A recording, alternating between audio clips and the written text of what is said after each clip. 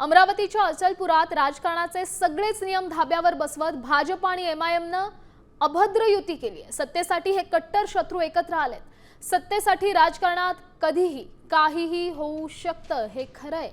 मुख्यमंत्री फडणवीस यांनी एमआयएम सोबत भाजप कधीही जाणार नाही असं म्हटलेलं असतानाही स्थानिक नेत्यांची फडणवीसांच्या दाव्याला हरताळ फासत ही युती केली आहे।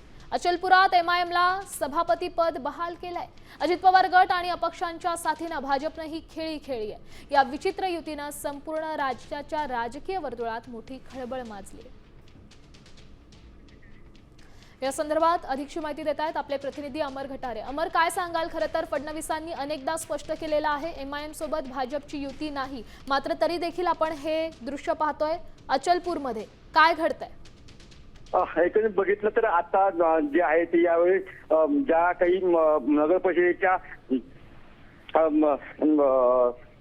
गठीत करणाऱ्या समित्या होत्या त्या समित्यामध्ये बघितलं तर एमआयएमनी जे आहे अचलपूरच्या नगर परिषदेमध्ये भाजपसोबत युती केलेली आहे, तर दुसरीकडे राष्ट्रवादीने सुद्धा त्यांना साथ दिली आहे। तर ज्यावेळी अकोटमध्ये असं प्रकरण झालं तेव्हा त्या संपूर्ण जी युती तोडल्या गेलेली होती, मात्र या ठिकाणी मुख्यमंत्री यांनी भाजपच्या सर्व अधिकारी कर्मचाऱ्यांनी जेव्हा कान टोचले तर जेवढे काही त्या संपूर्ण निवडणूक प्रक्रियेमध्ये जे काही पदाधिकारी होते त्यांचे कान टोचले त्यांना बळकट सुद्धा केलेलं होतं। मात्र आता या ठिकाणी पुन्हा अचलपूरमध्ये भाजपासोबत एमआयएमची युती झाली, त्यामुळे पुन्हा अमरावती जिल्ह्यामध्ये नवा पेच निर्माण झालेला आहे। आता मात्र जिल्हाध्यक्ष यामध्ये काय नेमकी भूमिका घेणार याकडे सुद्धा लक्ष लागलेलं आहे। सोबतच एमआयएमच्या एका पदाधिकाऱ्याला नगरसेवकाला या ठिकाणी बघितलं तर समितीचा अध्यक्ष सुद्धा केलेला आहे, त्यामुळे मोठा पेच या ठिकाणी निर्माण झालेला आहे। एकंदरीत बघितलं तर अचलपूरमध्ये मोठ्या प्रमाणात हिंदुत्ववादी संघटना आणि एमआयएम मध्ये मोठ्या प्रमाणात वाद झालेला होता। त्यामुळे आपण पाहू शकतोय या अचलपूरमध्ये मुख्यमंत्र्यांच्या दाव्याला